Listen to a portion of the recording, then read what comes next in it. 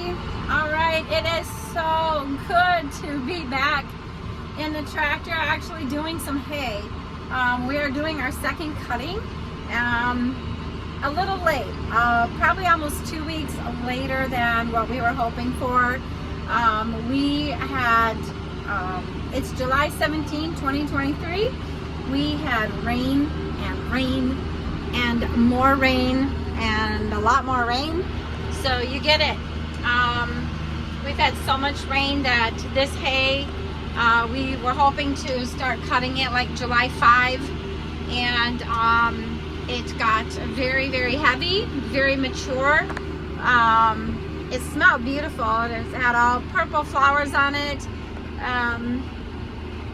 So anyway, I told a friend it was a lot like having a steak on the grill, and you want it to come off medium rare, but it was that well done and we couldn't get it off the grill or turn the grill off. So but I also understand, we are super grateful for what we have, grateful that we are actually able to get on the field. Brian started cutting Sunday afternoon.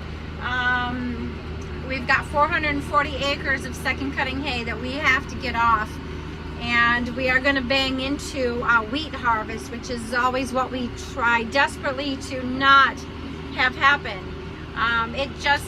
It just is very stressful. Anyway, so here's the hay, a really nice windrow. It's so pretty green.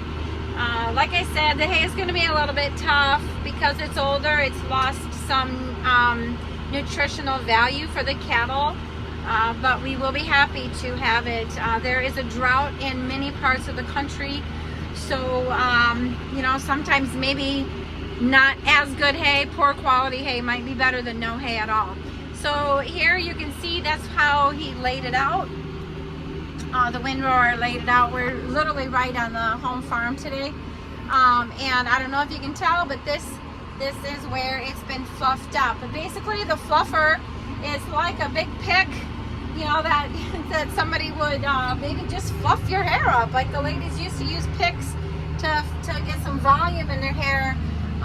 We have got a beautiful breeze here today. It's actually not very hot, maybe in the mid 70s. Got to turn the other way. So there's that hay will get stored in that barn when we get it in the bale and we get it off. So we had actually done a real quick cut of the headlands here. We knew we were gonna kind of run into some trouble. So we cut the headlands to get them off so we weren't driving over them.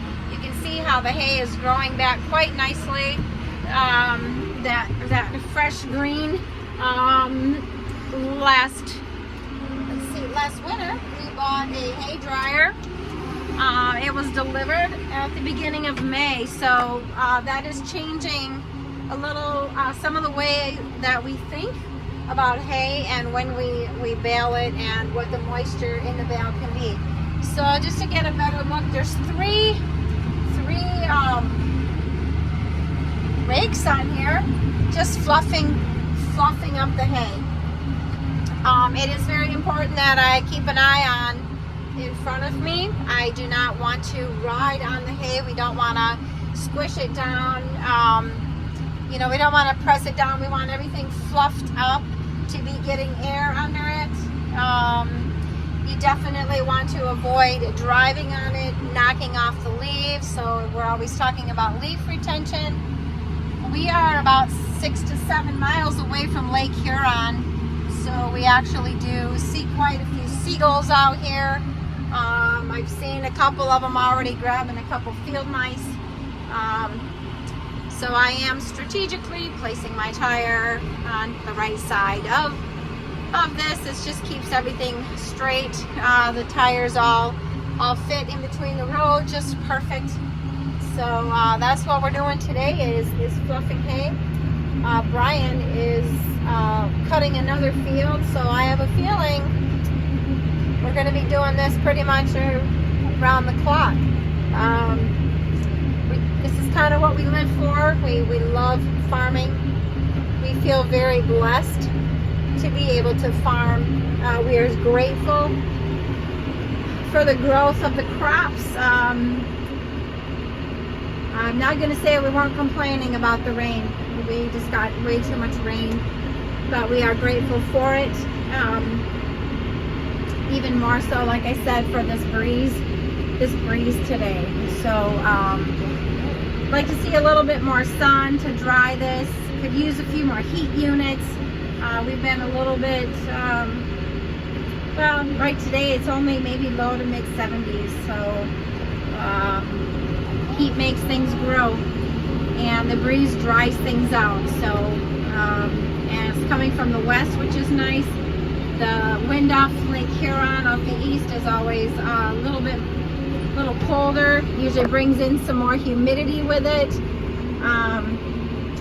Boy, I hate to keep you on here for another 30 seconds or a minute. It actually takes me about 5 minutes to go from one end of the field to the other. It is probably about a half-mile long, this field. So this is a very interesting, the lane out here. We've got corn right there. We've got the hay field. Then this field over there is sugar beets, I believe. And then unfortunately you can't see the corner there, but it's beans. So if I were to stand in the corner, you could see four different crops there. So all right, so there I am. There's the seagulls. Maybe we can get one catching a mouse on camera. So all right, well, it's been great catching up. I do so bad at posting these, but yeah,